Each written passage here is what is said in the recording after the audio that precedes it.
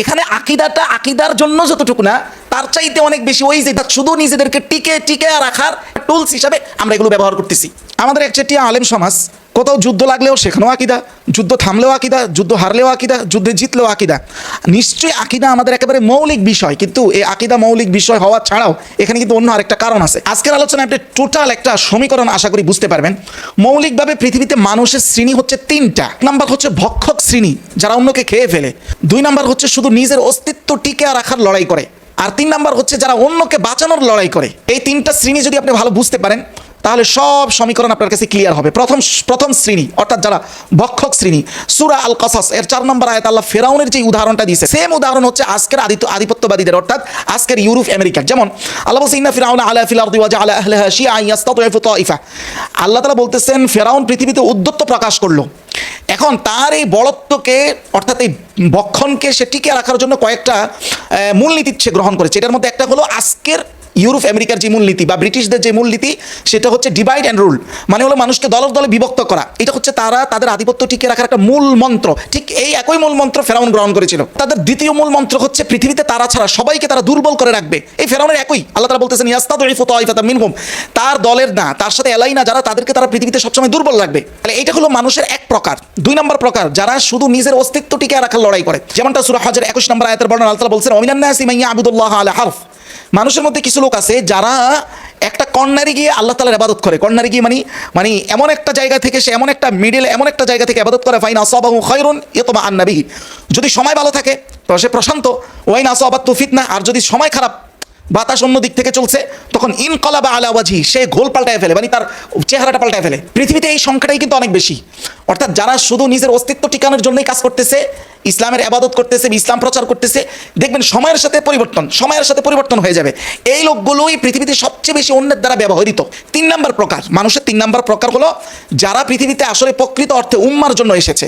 যেমনটা আল্লাহ তাআলা সূরা মাইদার 32 নম্বর আয়াতে বলছেন ওমান আহইয়াহা ফাকান্নামা আহইয়ান নাসা জামিআ, যে একটা মানুষকে বাঁচাইলো সেজন্য সমগ্র পৃথিবীর মানুষকে বাঁচাইলো। এই যে বাঁচানোর তাগিদ, এই সংখ্যার লোকগুলো খুবই কম, এবং এরাই হচ্ছে পৃথিবীর রিয়েল মানুষ। সূরা হাশরের 9 নম্বর আয়াতের বর্ণনা আল্লাহ তাআলা বলছে ওয়ায়ুসিরুনা আলা আনফুসিহিম ওয়ালাউ কানা বিহিম খাসাসা। এই লোকগুলো আরেকটা চরিত্র হলো তারা নিজেরা দরিদ্র থাকলেও তারা নিজের প্রয়োজনের থেকে তার ভাইয়ের প্রয়োজনকে অগ্রাধিকার দেয়। আপনি নিজেই চিন্তা করতে পারবেন আপনি কোন শ্রেণীর, মানে শেষের 2 শ্রেণীর যে কোনো এক শ্রেণীরই তো আমরা হবো। দেখেন তো সহিহ মুসলিমের 2586 নম্বর হাদিসের বর্ণনায় প্রকৃত যারা আল্লাহর জমিনে উম্মার জন্য আসছে, তাদের ভিতরটা অবস্থা কি থাকবে? মাসালুল মুমিনিনা ফি তাওয়াদ্দিহিম ওয়া তারাহুমিহিম ওয়া তাআতুফিহিম কামাসালিল জাসাদিল ওয়াহিদ। আমরা কি আসলেই একে অপরের প্রতি ভ্রাতৃত্বতা, সৌহার্দ্যতা, এক জিসিম বা এক শরীরের মতো আমাদের? মোটেও তা না। তার মানে আমরা ওই দ্বিতীয় শ্রেণী, অর্থাৎ নিজের শুধু অস্তিত্ব টিকানোর লড়াই করে যাচ্ছি। তাহলে আমরা এখানে 3টা শ্রেণী পাইলাম। প্রথম হচ্ছে ভক্ষক শ্রেণী, আরেকটা হচ্ছে ব্যবহৃত শ্রেণী, মানে যারা শুধু নিজের অস্তিত্ব টিকাইতে চায় যে কোনো মূল্যে। 3 নম্বর হচ্ছে যারা সংগ্রামী শ্রেণী। তাহলে প্রথম যে ভক্ষক শ্রেণী, এইটার সাথে আপনি সাময়িক সমীহ করতে কিন্তু বাধ্য, যেটা রাসূলুল্লাহ করেছেন। রাসূলুল্লাহর সময় যারা ভক্ষক শ্রেণী ছিল, অর্থাৎ আবু জাহেল, উতবা, সাইবা এবং অন্যান্য যেই ফ্রন্টের যেই ইহুদিরা ছিল, এদের সাথে রাসূলুল্লাহ কি সাময়িক করেন নাই, নেগোসিয়েশন করেন নাই? নেগোসিয়েশন করছেন। এখন যারা নিজের শুধু অস্তিত্ব টিকাইতে চায়, দালালি করে হোক, তারাও নেগোসিয়েশন করে চলে। আবার যারা সংগ্রামী, তারাও সাময়িক নেগোসিয়েশন করতেছে। এখন কোনটাকে দালালি বলবেন আর কোনটাকে কৌশল বলবেন, এখানে আসবে আমাদের আকীদার মূল খেলা। দেখেন বিষয়টা, আপনি সাময়িক কৌশল, যারা সাময়িক কৌশল করছে, আপনি সেটা বুঝবেন কিভাবে এটা কৌশলে আগাচ্ছে কিনা।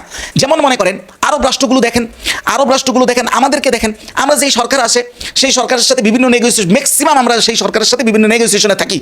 কিন্তু আপনি দেখেন 54 বছরে আমাদের অবস্থার কোনো পরিবর্তন নাই, আমাদের কোনো উত্থান নাই, আমাদের কোনো উন্নতি নাই।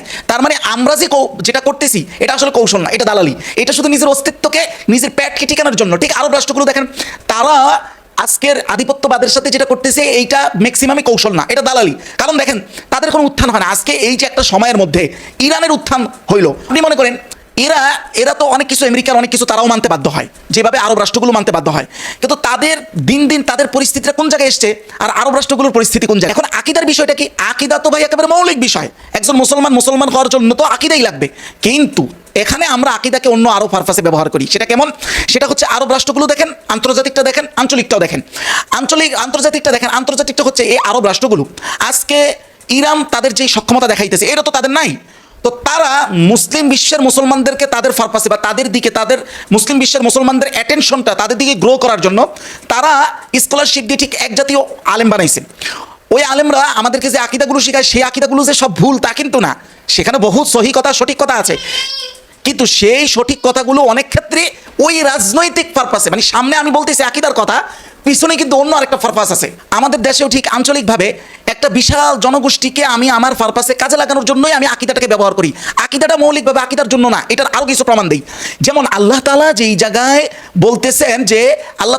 বলতেছেন ইহুদি খ্রিস্টানের সাথে আমাদের একত্রিত হওয়া সম্ভব যদি তারা শিরিক না করে, অথচ সেই মূলনীতিটা তার চাইতে হাজার গুণ বেশি মিল যার সাথে আছে, কিন্তু ঘরানা ভিত্তিক পার্থক্যের কারণে আমি তার সাথে মিলতে পারি না। মূল আকীদায় আপনার দৃষ্টিতেও সে মুসলমান, আপনি তার সাথে তার সম্পর্ক দেখলে আপনি বলেন যে গুমরা হয়ে গেছে। এখানে আকীদাটা আকীদার জন্য যতটুকু না, তার চাইতে অনেক বেশি ওই যে দ্বিতীয় শ্রেণী, অর্থাৎ শুধু নিজেদেরকে টিকে রাখার একটা টোপ হিসাবে বা টিকে রাখার একটা টুলস হিসাবে আমরা এগুলো ব্যবহার করতেছি।